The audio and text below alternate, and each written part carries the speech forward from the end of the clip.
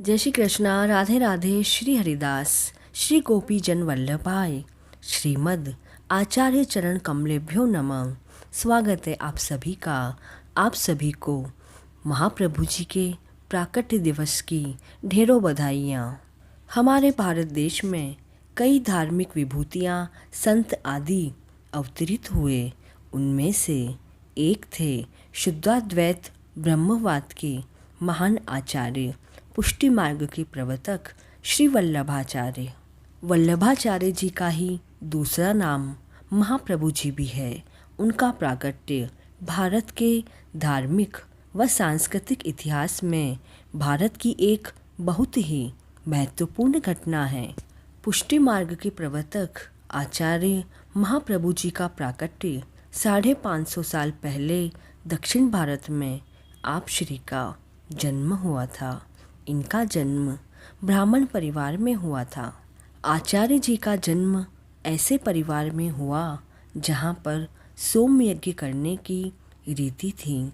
काफ़ी वर्षों से उनके परिवार में सोम यज्ञ हो रहा था। आचार्य जी के माता पिता ने भगवान से पुत्र की कामना की थी। यज्ञ पूर्ण होने पर आप श्री के माता पिता गंगा स्नान के लिए काशी जी के लिए निकले। माता के 7 माह का गर्भ था। रास्ते में चंपारेन नाम का तीर्थ आया। चंपारेन में शमी के वृक्ष के नीचे माँ को ऐसा एहसास हुआ कि अब प्रसव होने वाला है, तो वह तुरंत ही वृक्ष के नीचे लेट गई। अब बिना प्रसव वेदना के ही आचार्य जी का प्राकट्य हो गया। सभी ब्राह्मण देवों व माता पिता ने मिलकर बालक का नाम वल्लभ रखा। आचार्य जी का केवल 5 वर्ष की आयु में ही यज्ञोपवीत करवाया गया।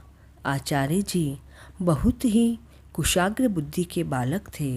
13 वर्ष की अल्पायु में ही संपूर्ण वेद शास्त्रों का अध्ययन उन्होंने पूर्ण कर लिया था। आचार्य श्री विलव मंगल ने वल्लभाचार्य जी की दीक्षा की थी।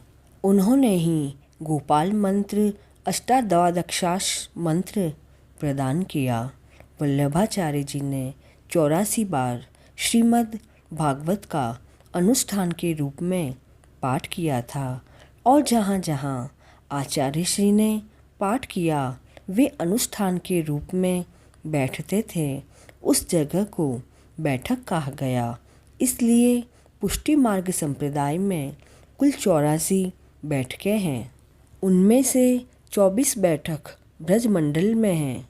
संपूर्ण भारतवर्ष की आचार्य जी ने 3 बार पैदल परिक्रमा की थी। जब वल्लभाचार्य जी अनुष्ठानिक पाठ करते थे तो वहाँ आप श्री को भगवान के साक्षात दर्शन होते थे।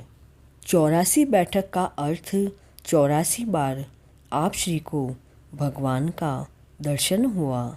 चित्रकूट पर जो बैठक है वहाँ आप श्री ने वाल्मीकि रामायण का पाठ किया था और केला अर्पण किया। वहीं पर भगवान श्री राम ने प्रकट होकर उन्हें दर्शन दिए एवं केले का भोग स्वीकार किया। महाप्रभु जी वैश्यवानर का अवतार भी थे, अर्थात अग्नि देवता के अवतार थे। आप में बहुत तेज था, बिल्कुल अग्नि के समान।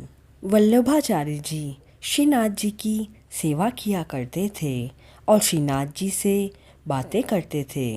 ठाकुर जी की इच्छा अनुसार ही उन्हें भोग अर्पण करते थे।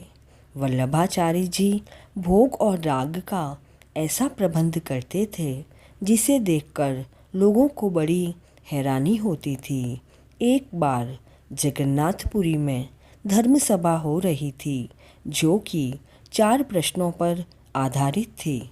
पहला प्रश्न कि मुख्य शास्त्र कौन सा है, दूसरा मुख्य देव कौन है और तीसरा मुख्य मंत्र क्या है और चौथा मुख्य कर्म क्या है।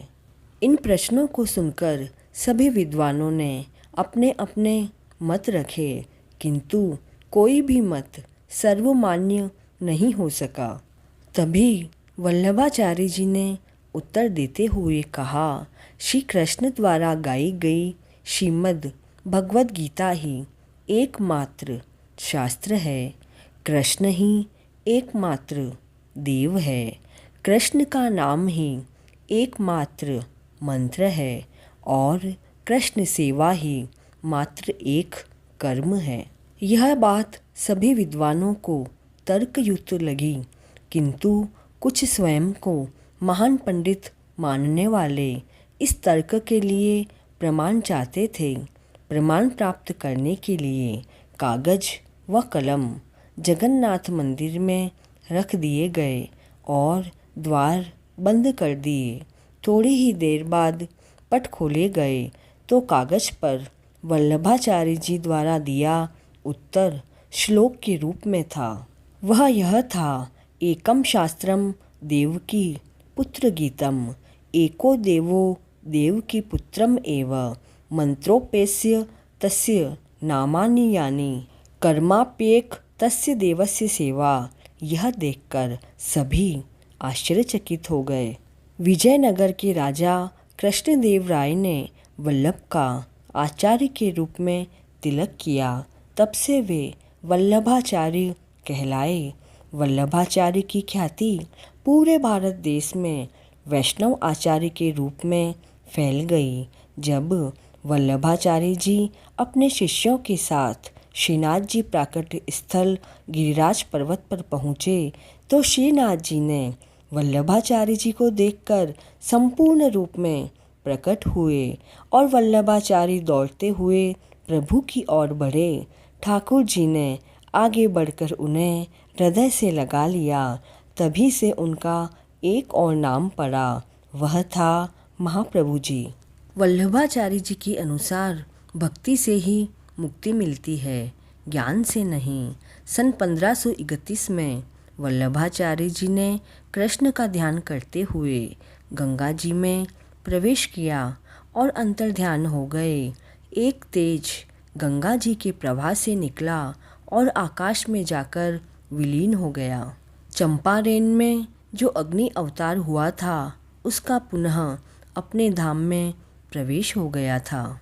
तो यह थी वल्लभाचार्य जी की संक्षिप्त प्राकट्य वार्ता। जय श्री कृष्ण।